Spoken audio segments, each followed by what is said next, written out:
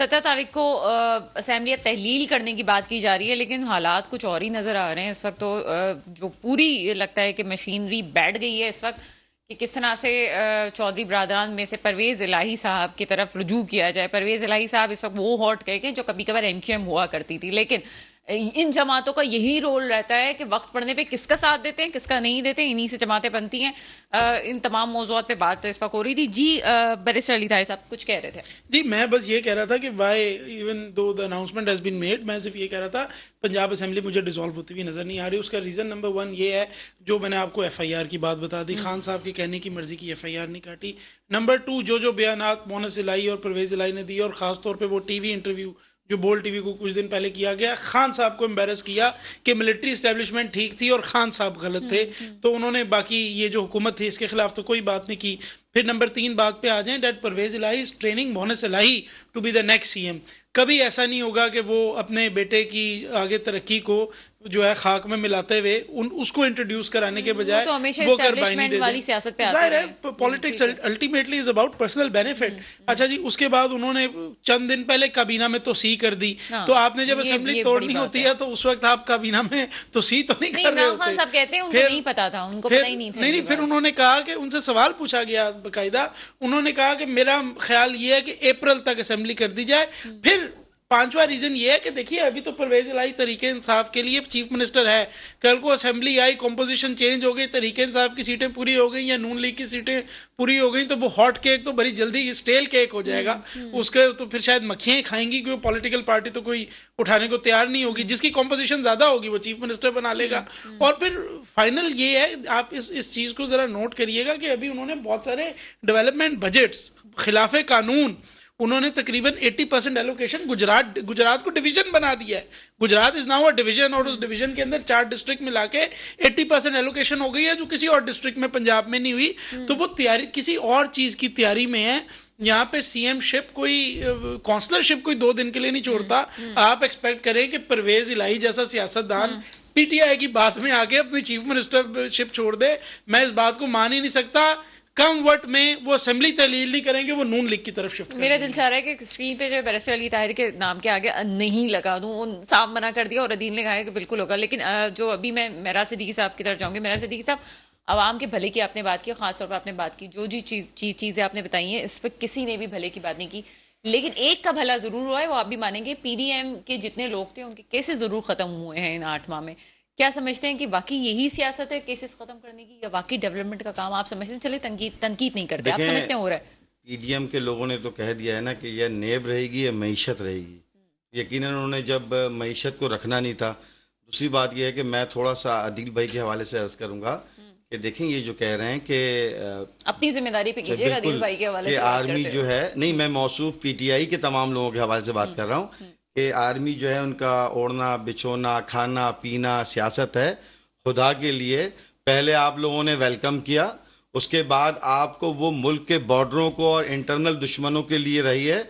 उसके बाद उन्होंने, जब आपने उनको फेसबुक पर और सोशल मीडिया पे पूरे पाकिस्तान के अंदर, पूरी दुनिया के अंदर एक ऐसी फौज जो पूरी दुनिया के मुश्किल वक्त में जाके खड़ी होती है, जो कभी सऊदीया बुलाता है तो कभी दुनिया बुलाती है, उसको आप लोगों ने आम इंसानों के साथ, एक यूथ के सामने उसका एक ऐसा चेहरा बताया। देखें, जर्नल कोई एक इंडिविजुअल शख्स नहीं होता। प्राइम मिनिस्टर, जैसे इन्होंने कहा, तोशा खाना किसी इमरान खान को नहीं दिया गया था, बल्कि वजीर आजम पाकिस्तान को दिया गया था। इसी तरीके से बाजवा साहब कोई एक शख्स नहीं थे, बल्कि वो एक कमांड करने वाले थे। तो अब खुदा के लिए ऐसी वेलकम ना करें। जो पाकिस्तान आर्मी को काम करना है वो आपके बोलने और ना बोलने से नहीं करेगी, वो अपनी जिम्मेदारी बहुत बेहतर अंदाज में समझती है। मैंने आपको पहले ही बताया है कि पहले भी जो लोग, 2 दुश्मन हैं हमारे, एक तो रॉ के जरिए जो कलबोशंस और दीगर लोग पकड़े गए और जो पकड़े जा रहे हैं, और एक वो हैं जो उनके नैरेटिव को सपोर्ट करते हैं। नैरेटिव को सपोर्ट करने के बजाय कि जिस टाइम पर पाकिस्तान एक क्रिटिकल टाइम पर है, उस टाइम पे हम सपोर्ट करें, एक पेज पर आएं, जिस टाइम पाकिस्तान की इस्तेहकामत की बात करें, मजबूती की बात करें। आप मुझे बताएं, वजीर आजम शहबाज शरीफ कहते हैं कि जनाब मुझे 6 महीने का टाइम दिया जाए, मैं बेरोजगारी खत्म करूंगा। अपने ही वक्त में इन्होंने 16,000 मुलाजमीन निकाले। 16,000 मुलाजमीन वो थे, और नई अपॉइंटमेंट अभी री हो रही है। इसका मतलब सियासी लोगों के तो इससे आमदनी है, कमाई है, कि फिर दोबारा लोगों से पैसे लेने हैं, करोड़ों और अरबों रुपए करके वो सूबाई और वफाकी हुकूमतों में डालना है। वो 16,000 लोग कौन थे जिनको आप जब पीपल्स पार्टी की हुकूमत आती है, जो लोग वो रखते हैं, फिर वो नून लीग की हुकूमत आती है तो आप हटा देते हैं। तो आपने तो आवाम के साथ मजाक किया हुआ है। 16,000 मुलाजमीन जिनको आपने टर्मिनेट किया था, उसमें से सैकड़ों हार्ट अटैक से मर गए, लोग बेरोजगारी से मर गए, लेकिन आपने उस पर कोई ख्याल नहीं किया। आप अभी भी ये कहते हैं कि जनाब असेंबली देखें, पीटीआई की कंडीशन क्या है, उसका कॉन्फिडेंस लेवल इस लेवल का है कि अदम एतमाद के वक्त उनका यह था कि हमारे लोग तो पूरे रहेंगे, एमक्यूएम भी हमारे साथ रहेगी, बाकी लोग भी हमारे साथ रहेंगे। लेकिन गलतफहमी थी, इनके सबसे ज्यादा एनए की सीटों के लोग इनके बिक चुके थे। मुखालफत, गद्दारी इनके अपने लोगों ने की थी। आज ये बात करते हैं कि परवेज इलाही इनके साथ होगा। अरे भाई, क्या आपके लोग जो पंजाब में नेशनल असेंबली, सूबाई असेंबली में बैठे हुए हैं, पंजाब असेंबली में, वो आपके साथ हैं अभी भी? फिर आपको एक खुशफहमी हुई कि जब अदम एतमाद का वोट होगा तो लोग, लाखों के तादाद में लोग रोड पर होंगे, जिन्होंने मराते ली थी, जिन्होंने जॉबें ली थी। लेकिन वो भी देखिए, इनकी जो एस्टिमेशन है वो हमेशा से गलत साबित हुई है। लिहाजा बिल्कुल ऐसा नहीं हो सकता है इस टाइम पर असेंबली तहलील होने का कोई कॉन्सेप्ट, क्योंकि शहबाज शरीफ इस बुनियाद। मेराज, आपकी बात को मैं कंटिन्यू करूंगी। ये बात जो है बाद में मौका मिले ना मिले, आपने तमाम बातें कर दी, अवाम के हवाले से भी आपने बात की। मुझे ये बताएं, अवाम को क्या मैसेज देंगे इस मामले में? जिसका सपोर्टर है इस वक्त, मामला जो चल रहे हैं इस वक्त, मुझे लगता है कि बड़ी क्रिटिकल सिचुएशन है। हम ही समझा सकते हैं कि आपको क्या लगता है कि कौन चीजें सही कर सकता है? कोई तो पॉलिटिकल लीडर होगा, कोई तो जमात होगी जिसको आगे आके काम करना पड़ेगा। देखें, ये मुमकिन है इस टाइम पर कि अवाम जो है वो अंधी तकलीद ना करे। एक नैरेटिव जो नेगेटिव पेश किया जाता है उसको लेकर के दौड़े नहीं। जो कुरान का भी फैसला है कि अंधी तकलीद नहीं करनी चाहिए। दूसरी बात यह है कि अगर आपसे इलेक्शंस के वक्त नहीं है ये, अगर आपको कोई इमरजेंसी है तो आप ऐसा करें, एक मिड गवर्नमेंट बना दें, एक न्यूट्रल बंदा लें जो अच्छे लोगों को सिलेक्शन कर सकता हो, जो आने। देखें, आपके पास 140A और जो नहीं, जिसको भी आप ला सकते हैं। देखिए, पाकिस्तान के अंदर इंटेलेक्चुअल्स की कमी नहीं है।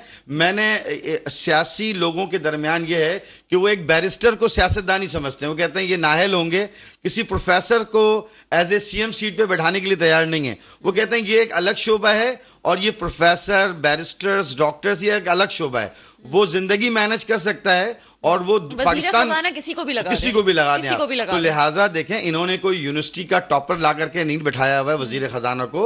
इन्होंने यूनिवर्सिटी का टॉपर ला करके मिनिस्टर ऑफ लॉ में नहीं बैठाया हुआ है। ये इनकी सबसे बड़ी गलती है। ये मारूसी सियासतें कर रहे हैं, खानदानी सियासतें कर रहे हैं। और वही देखें, अभी भी इनके पास वक्त है कि ये इस टाइम पर अदम एतमाद के जरिए शहबाज शरीफ को लाया गया है। इनको ये जो वक्त है ये पूरा होने दें। वो भी चलाकियां ना करें एक्सटेंड करके, कि कौमी असेंबली को और एक्सटेंड कर करके लॉन्गर किया जाए। और लेकिन जिस तरीके इलेक्शन करवाना मकसद नहीं है, जब तक आप डिलिमिटेशन नहीं करेंगे, जब तक आप सेंसस नहीं करवाएंगे, जब तक आप 140A और जो कानून के तहत चीजों को नहीं ऑर्गेनाइज करेंगे, उस वक्त तक इलेक्शन भी आपके वही आवाम के पैसों से जाया होगा। अल्टीमेटली आपको जाना पड़ेगा मुज़ाकरात की तरफ। इसके बगैर चारा नहीं है, कोई रास्ता नहीं निकलता। अदील, आपकी तरफ आएंगे।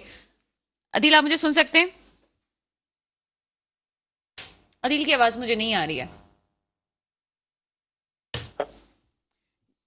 चलें जी, ठीक है। अदील जो है वो उनकी लाइन ड्रॉप हो चुकी है। बैरिस्टर अली ताहिर साहब, ये जो एक मुद्दा उठाया जा रहा है बार बार कि फौज को पहले साथ दिया और फौज ने मान भी लिया है। आर्मी चीफ ने ये बात, साबिक आर्मी चीफ ने ये बात मान भी ली कि हमने साथ दिया था और अब जो है हम अलग हो गए। अब उसके बाद ये जो मुद्दा उठाया जा रहा है कि जी हम वापस लेके आते हैं उनको और हमने नहीं किया। अच्छा जनाब, तो सॉरी, अदील आ गए हमारे साथ। अदील, आपकी तरफ आएंगे। अदील, बहुत सारी बातें इस वक्त की गई हैं मेरा सिद्दीकी साहब की तरफ से, जिसमें से एक चीज जो कही गई कि पहले आपने इतनी बड़ी कैंपेन चलाई साबिक आर्मी चीफ के खिलाफ, वो ये कह रहे हैं कि आपने की है, आप इसका जवाब दे सकते हैं। फिर उसके बाद आप लोग ये भी कहते हैं जी आइए सियासत में आइए, आप अगर नहीं आएंगे तो आप इतना बड़ा इदारा है वो किस तरह से चलेगा। तो क्या आप इस पर जवाब देना चाहेंगे? नहीं कह रहे कि आइए आप सियासत में है, वो पहले से सियासत में है। मैंने तो आपसे अर्ज किया कि जब ये तहरीक अदम एतमाद नहीं आई थी उससे पहले पीडीएम की जो जमातें हैं उनके जो लीडर्स हैं, शाहिद खाकान अब्बासी है, राना सनाउल्लाह है, एहसन इकबाल है, मौलाना फजलुर रहमान है, खुद मरियम नवाज शरीफ है, इन सब के बयानात आप उठा के देख लें। इनसे जब सवाल होता था कि आप अदम एतमाद लेकर आए तो इनका जवाब ये होता था कि एस्टेब्लिशमेंट की मदद के बगैर अदम एतमाद कामयाब नहीं हो सकती। और जब अदम एतमाद लाई गई उसके बाद ये वाकयात ने ये साबित किया कि एस्टेब्लिशमेंट ने नून लीग एमक्यूएम से कहा, वो तो अभी फरोग नजीम ने खुद आगे कह दिया कि आप जो है वो इमरान खान का साथ छोड़ दें। इसी तरीके से बाप पार्टी को जो है वो एस्टेब्लिशमेंट ने कहा कि आप यहाँ पे रुक जाए अदील, साथ एक छोड़ दें। आपको माजी की बात याद दिला दूं, अदम एतमाद की तहरीक आपको भी पता है कि पाकिस्तान में कभी कामयाब नहीं हुई, लेकिन बेनजीर भुट्टो की दफा में एक अदम एतमाद की तहरीक पेश की गई थी जिसमें एस्टेब्लिशमेंट भी साथ थी, लेकिन पार्लियामेंट की पावर थी जिसकी वजह से वो तहरीक कामयाब नहीं हो सकी। ये भी हमारी हिस्ट्री में है। हाँ, वो बिल्कुल हिस्ट्री में है। बेनजीर ने यहाँ पे डालमिया के पास जो है वो सीमेंट फैक्ट्री के पास पार्लियामेंटेरियंस को प्लॉट दिए थे और प्लॉट देकर खरीदा था। कुछ वो भी था, फार्मूला लेकिन बड़ा कामयाब establishment की फार्मूला है मदद वो की बात इमरान कर रही हूँ खान। सर। जी, ये वो कुछ भी था, वो तो खरीदो फरोख्त आपको पता है कि सियासत में चल रही है। मैं ये बात एस्टेब्लिशमेंट की मदद वाली बात कर रही हूँ। नहीं देखे ना कितनी बेहिसी की बात है कि हमें इस बात का कोई एहसास ही नहीं होता और हम कहते हैं कि खरीदो फरोख्त तो सियासत में चलती है, सियासत का नहीं हिस्सा सर, है। ये मेरे टॉपिक ख्याल से अलग है। इससे मैंने ये नहीं कहा कि ये क्या बात है, मैंने कहा ये टॉपिक बिल्कुल अलग है। ये तो वही वाली बात है कि जो पैसों के जहाज भर के आए थे, पहले भी आए थे सर, वो आपकी दौर में भी आए थे जब इलेक्शंस हो रहे थे, तब रहने दे सर, हम उस बात को नहीं कह रहे, हम एस्टेब्लिशमेंट की मदद वाले मुद्दे को उठा रहे हैं इस वक्त। नहीं, मैं तो एस्टेब्लिशमेंट के उस पर बात कर रहा था। आप बीच में बेनजीर का ले आई ना, तो आप बेनजीर का सवाल का जवाब वही तो मैं बात कर रही हूँ, एस्टेब्लिशमेंट ने आपने कहा ना। मैं एस्टेब्लिशमेंट की मदद की ही बात कर रहा था, आपने बीच में बेनजीर का सवाल किया तो अब उसका जवाब सुन लेना पहले। आपको माजी का हिस्से की बात बता रही हूँ, आप मेरी बात समझ तो मैं भी आपको माजी का ही बता रहा हूँ कि वो भी बड़ा आसान था। इमरान खान साहब भी प्लॉट दे सकते थे, इमरान खान साहब भी फंड दे सकते थे, इमरान खान साहब भी चांगा मांगा में बंद करके उनकी खरीदो फरोख्त कर सकते थे। लेकिन ये आप दाद दें इमरान खान को, इमरान खान ने नहीं खरीदा लोगों को। ये आप उनको दाद दें कि उन्होंने अपने इक्तदार की लालच के अंदर लोगों को खरीदो फरोख्त नहीं की। अब आ जाए एस्टेब्लिशमेंट की मदद की बात, तो एस्टेब्लिशमेंट ने तो अब तो मान लिया ना, फरोग नजीम ने मान लिया कि हाँ हमने एस्टेब्लिशमेंट के कहने पे जो है हमने इमरान खान को छोड़ा। इसी तरीके से बाप पार्टी ने मान लिया। ये तो सब सामने आ गया ना। आप उसका जो अमरीकी जो वो था, जो अमरीकी फॉरेन वो था डिग्नेटरी था, उसका आप देख लेना कि उसने किस तरह से पार्लियामेंटेरियन से मुलाकातें की और किस तरह से जो है वो सिंध हाउस की मंडी कैसे भूल सकते हैं हम। सिंध हाउस की मंडी का जिक्र किए बगैर क्या तहरीक अदम एतमाद का जिक्र का मुकम्मल हो सकता है? सिंध हाउस में जिस तरह से जो है जमीरों का जो मंडी लगी वहां पे और वहां पे जो खरीदो फरोख्त हुई, तो उसको कैसे आप इसमें से निकाल सकते हैं? तो बात यह है कि एस्टेब्लिशमेंट की मदद के बगैर, मैं नहीं कह रहा, शाहिद खाकान अब्बासी का बयान उठा के देख लें, मरियम नवाज का उठा के देख लें, एहसन इकबाल का उठा के देख लें और राना सनाउल्लाह का उठा के देख लें, ये सब कहते थे कि एस्टेब्लिशमेंट की मदद के बगैर जो है वो तहरीक अदम एतमाद कामयाब नहीं हो सकती। और जब तहरीक अदम एतमाद आई तो दुनिया ने देखा कि एस्टेब्लिशमेंट ने मदद की। आसान लफ्जों में कि कबूलियत होना जरूरी है। उन्होंने खुल्लम खुल्ला मदद की ना, उन्होंने खुल्लम खुल्ला मदद की। जिस तरह से आपके मोना सिलाई साहब ने टीवी पे आके कहा कि हमें, बाजवा साहब ने कहा था कि आप इमरान खान साहब के साथ जाएं, और मोना सिलाई के कजन को जाके बाजवा साहब ने कहा कि आप जो है वो पीडीएम के साथ जाएं। तो ये तो डबल गेम जो है, ये इनका वतीरा है। ये तो पहले शुरू दिन से जो है ये डबल गेम इस तरह खेलते हैं और इन्होंने जो है वो इस मुल्क की सियासत का बेड़ा गर्क किया। इसी तरीके से इन्फ्लुएंस करते हैं। तो हम ये कैसे कह सकते हैं कि इनका सियासत में किरदार नहीं है? सियासत में इनका बड़ा अमली किरदार है और उसके बगैर जो है वो इनकी मेरे ख्याल से मुकम्मल नहीं होती। एक हिस्सा है इनका सियासी किरदार जो है वो एक पार्ट एंड पार्सल है। सर आपका पॉइंट आ गया। सुहेल वड़ाई साहब की बात मुझे फिर याद आ गई, मकबूलियत के साथ कबूलियत भी होनी चाहिए। आप सर कुछ कहना चाह रहे थे? देखें, जो फरूक नसीम की बात कर रहे हैं बैरिस्टर की, कि ये क्यों नहीं भूलते हैं कि इन्होंने जो झूठ बोला था 3.5 साल हुकूमत के बाद पीटीआई ने 100 अरब रुपए कराची में लगाना था, वो नहीं लगाया इन्होंने। इन्होंने 5 जगहों से एनए की सीटों को जीता, नहीं आएंगे। जो कमिटमेंट कराची वालों ने जो एक्सपेक्टेड इमरान खान से किया था वो नहीं किया। इन्होंने कहा था कि जब डॉलर बढ़ता है तो समझ ले वजीर आजम चोर होता है, उस टाइम इमरान खान मौजूद थे। इन्होंने बताया था कि बिजली का बिल जब बढ़ता है तो उसे फाड़ देना चाहिए, उस टाइम भी इमरान खान मौजूद थे। यूथ को बताया था कि 1 करोड़ जॉब देंगे, उस टाइम भी इमरान खान मौजूद थे। इन्होंने बताया था कि वजीर आजम हाउस को, गवर्नर हाउस को यूनिवर्सिटी बनाएंगे, 3.5 सालों में इन्होंने नहीं बनाया। ये तो है ही है ना ये। लेकिन अपनी कमजोरी, अपनी नाकामी को पाकिस्तान आर्मी और पाकिस्तान को कमजोर करने में जो लगाते हैं, फिर ये दोबारा वही बात कर रहे हैं कि आर्मी गलत है। इन्हें शर्म इस बात पे नहीं आती है, इनको अपने सियासी जो लेन देन बोलने पे शर्म आती है। लेकिन ये किसी ऐसे लोग, इन्हें क्या पता इन्होंने अपने बच्चों को क्या शहीद किया है। इन्होंने पाकिस्तान के लिए 97 में किया, 65 में किया, या बॉर्डरों पे रोज कश्मीर में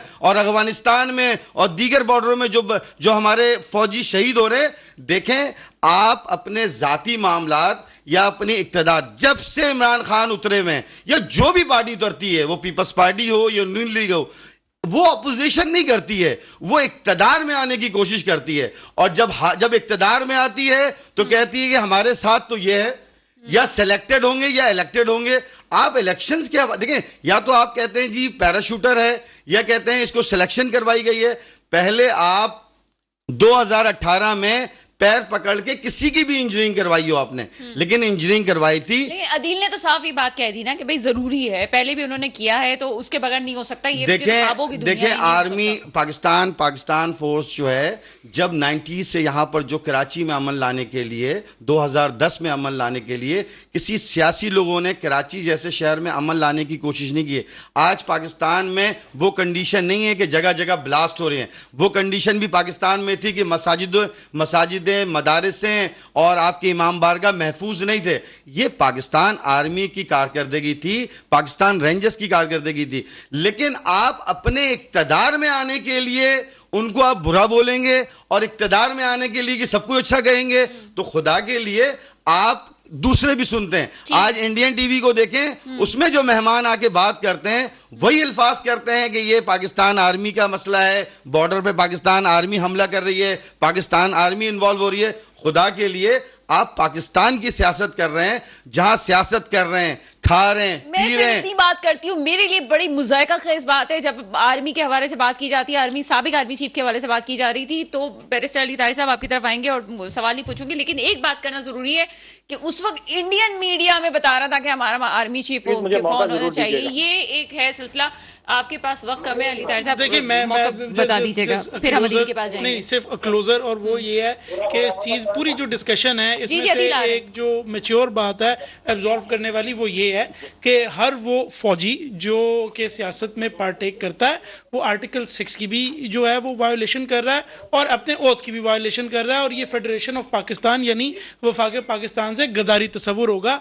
हम ना उसको जस्टिफाई कर सकते हैं और ना कभी अगर किसी ने किया है तो उसके बेसिस पे किसी दूसरे फौजी को कह सकते हैं कि आप भी ये जो है ये क्रिमिनल इकदाम करें और गद्दारी करें।